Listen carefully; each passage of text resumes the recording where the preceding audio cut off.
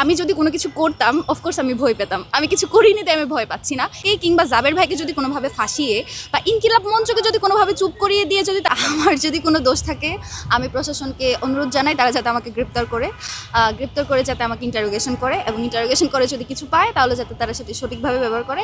এবং আমি মনে করি যে এটা সকলের মনে রাখা জরুরি।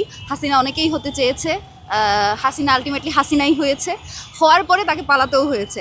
এটা যাতে মাথায় রেখেই তারা করবে, কারণ যদি মনে করেন যে এরকম হয় যে তারা আমাকে অ্যাকিউজ করছে বা তারা আমাকে কোনোভাবে ফাঁসাতে চাইছে, আলটিমেটলি সত্য তো কখনো গোপন থাকে না। সত্য তো একদিন না একদিন সামনে আসবে, হয়তো আমাকে গ্রেপ্তার করবে, হয়তো আমাকে রিমান্ডে নিবে। যেভাবে তারা সোশ্যাল মিডিয়ায় আওয়াজ তুলছে, এটা বেসিক্যালি এখন শুরু হয়নি, এটা সেদিন থেকেই শুরু হয়েছে যেদিন থেকে শহীদ ওসমান হাদি হত্যার তাকে গুলি করা হয়েছে।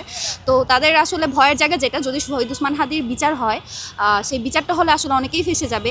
আমি আসলে সার্কাস্টিক ওয়েতে যেহেতু আমি সবসময় কথা বলি বা পোস্ট করি, সেভাবে বলে শয়তানের গায়ে যখন পানি পড়ে তখন তারা অটোমেটিক লাফায়। ব্যাপারটাও এরকম, যাদের ধরা খাওয়ার সম্ভাবনা আছে, যখনই শহীদ ওসমান হাদি হত্যার বিচারের আওয়াজ উঠে, আমরা একটা পক্ষকে দেখি তারা খুবই ইম্পালসিভ হয়ে যায়, খুবই একদম ইম্পালসিভ আচরণ করতে শুরু করে।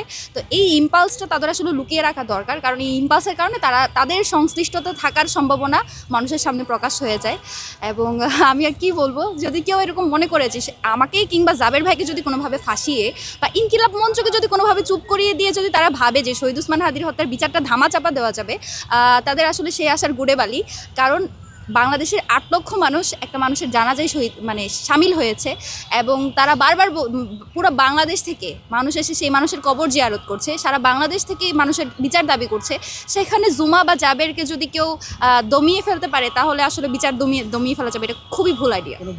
আমি যদি কোনো কিছু করতাম অফকোর্স আমি ভয় পেতাম। আমি কিছু করিনি তাই আমি ভয় পাচ্ছি না। ইভেন আমি একটা জিনিস খুব স্ট্রংলি বিশ্বাস করি, যদি আমাকে কোনো অত্যাচার বা জুলুমের মধ্যে দিয়েও যেতে হয়, আমি এক বিন্দু পরিমাণ ভয় করি না। কারণ আমি শহীদ ওসমান হাদির সাথে দীর্ঘ ১.৫ বছর কাজ করেছি, এবং তার সাথে যারা কাজ করেছে আমি মনে করি না কেউ এই জিনিসগুলোকে ভয় পায়, অন্তত যতক্ষণ এটা মিথ্যা। যদি এটা সত্য হতো আমি আসলেই ভয় পেতাম, কিন্তু যেহেতু সত্য না, আমি ভয় পাচ্ছি না।